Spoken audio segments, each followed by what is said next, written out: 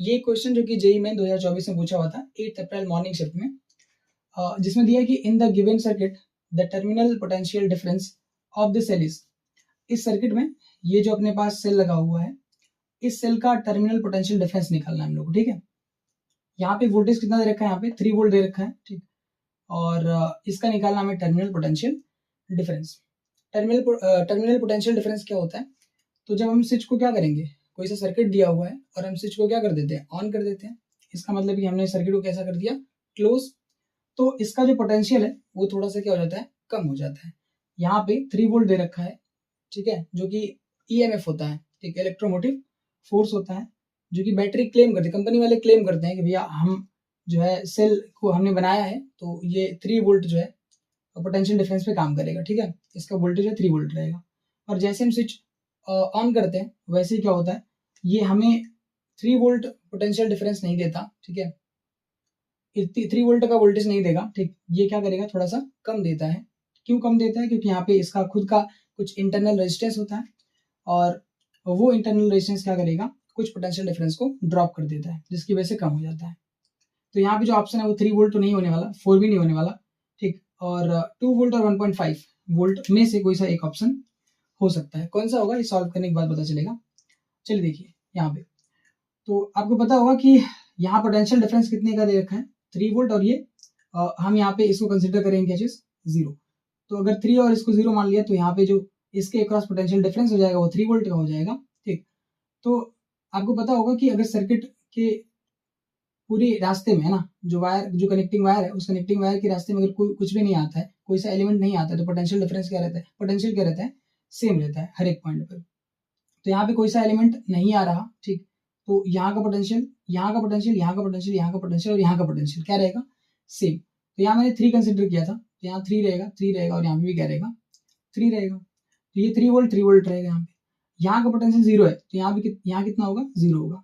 पर इसके रास्ते में देखो क्या आ गया, एक रजिस्टर आ गया, जिसकी वजह से क्या होगा, यहाँ का पोटेंशियल अब 0 नहीं रह जाएगा, इसकी वैल्यू कुछ जो है चेंज हो जाएगी, क्या होगी हमें अभी पता नहीं है, ठीक है।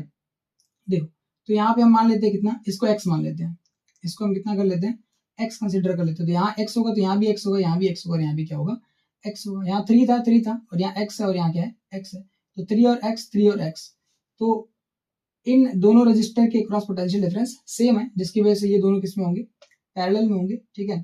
तो इन दोनों को सबसे पहले हम क्या करेंगे, ऐड कर लेंगे। तो क्या करेंगे भैया, 4 वोल्ट एंड 4 वोल्ट, सॉरी ओम है यहाँ पे, है ना, 4 ओम एंड 4 ओम resistors या resistances of resistor are in parallel, ठीक, इनके पास are in parallel। तो अगर पैरेलल में है तो तरीका क्या होता है इनको ऐड करने का, 1/4 ओम प्लस 1/4 ओम। अगर यहाँ पे हम क्या लिखें, 1/RE लिख दें, है ना, REQ, ठीक। और इसके लिए हम REQ डैश बना लेते हैं, इसलिए बना लेते हैं क्योंकि जब हम लास्ट वाला लिखेंगे तो उसको भी REQ ही लिखते हैं, इस वजह से यहाँ पे 1/REQ डैश ऐसे हमने लिख लिया। तो 1/REQ इज इक्वल टू, ये कितना आ जाएगा, 4 इसका एलसीएम हो जाएगा, ठीक है, और यहाँ पे कितना आ जाएगा, 4 एलसीएम। एलसीएम नहीं मिलेंगे तो कोई दिक्कत नहीं है, यहाँ पे डिनोमिनेटर क्या है, सेम है, तो न्यूमरेटर को हम क्या कर सकते हैं, ऐड कर सकते हैं सिंपली। तो 1 और 1 कितना हो जाएगा, 2, ये कैंसिल हो जाएगा, और कितना आएगा, 1 REQ इज इक्वल टू कितना, 1/2 आ जाएगा, 1/2 ओम आ जाएगा। और REQ की जो वैल्यू है, ठीक, ये कितनी आ जाएगी, केवल इन दोनों को जोड़ने के बाद REQ डैश बोले यहाँ पे, REQ डैश, ठीक। तो ये कितना आ जाएगा भैया, ये आ जाएगा 2 ओम, ठीक ना। अब हम क्या करेंगे, एक रजिस्टर जो इंटरनल रेजिस्टेंस था, है ना, ये जो बैटरी का इंटरनल रेजिस्टेंस है, ठीक, इसको भी हम ऐड करेंगे। तो इसका जो डायग्राम है कुछ इस तरीके से बन जाएगा, इन दोनों को ऐड करने के बाद, थोड़ा बड़ा कर दें इसको इस तरीके से, और ये कुछ इस तरीके से बन जाएगा, ठीक है। बहुत इजी क्वेश्चन, मैं यहाँ पे इसको टाइम ले रहा हूँ सॉल्व करने में क्योंकि मुझे इसको समझाना है, ठीक है। चलो, तो ये अपने पास कितना हो गया, 2 ओम का अपने पास रेजिस्टेंस हो गया इस रजिस्टर का, और ये कितना दे रखा है, 1 ओम। अब देखेंगे कि ये और ये, है ना, अगर यहाँ से मैं करंट फ्लो करा दूं तो ये करंट इसमें पास करेगा, और वही सेम करंट क्या होगा, इस वाले से भी पास करेगा, इसलिए ये दोनों किस में, ये दोनों के दोनों जो रजिस्टर है ना, ये किस में रहेंगे, सीरीज में रहेंगे। ठीक, तो क्या लिखेंगे यहाँ पे 2 ohm and 1 ohm resistor are in series. अगर ये दोनों सीरीज में तो इनका जो आर ई क्यू की वैल्यू आएगी वो किसके बराबर आएगी, 1 ओम प्लस कितना 2 ओम, 1 ओम प्लस 2 ओम। तो यहाँ पे आर ई क्यू बराबर कितना आ जाएगा, 2 और 1 3 हो जाएगा। ठीक है, तो 3 ओम हो जाएगा आर ई क्यू की वैल्यू। अब यहाँ पे अगर हमें निकालना है कि इसका टर्मिनल वोल्टेज कितना होगा, ठीक, तो इससे पहले हमें क्या करना पड़ेगा, इसकी जगह पे मतलब ये जो अपने पास रेजिस्टेंस है, इंटरनल रेजिस्टेंस, इसका मतलब यहाँ पे कितना पोटेंशियल का ड्रॉप होगा वो पता करना पड़ेगा।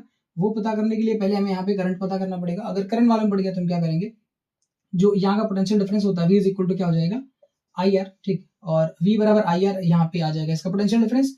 तो इस वाले के पोटेंशियल डिफरेंस में से क्या करेंगे, इसको सब्ट्रैक्ट कर देंगे तो हमें क्या मिल जाएगा, टर्मिनल वोल्टेज मिल जाएगा। ठीक, तो आर ई की बराबर कितना आ गया 3 ओम। और अगर हमें करंट पता करना है तो V इज इक्वल टू क्या होता है, या sorry I is equal to क्या होता है, V डिवाइड बाई R। ठीक, तो थोड़ा सा ऊपर कर ले इसको,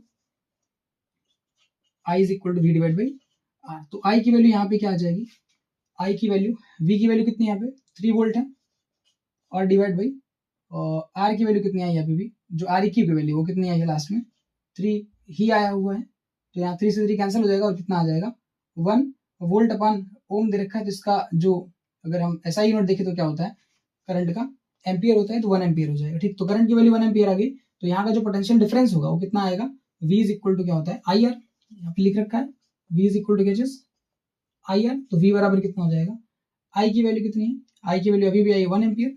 ठीक है, तो पूरा क्या इसमें क्या रहेगा 1 एम्पियर। तो यहाँ पे भी कितना करंट फ्लो करेगा 1 एम्पियर का, इसलिए इसका पोटेंशियल डिफरेंस कितना हो जाएगा 1 एम्पियर मल्टीप्लाइड बाय कितना, यहाँ का रेजिस्टेंस 1 ओम। तो V इज इक्वल टू कितना आ जाएगा 1 into 1 means 1 ampere, sorry 1 volt है ना।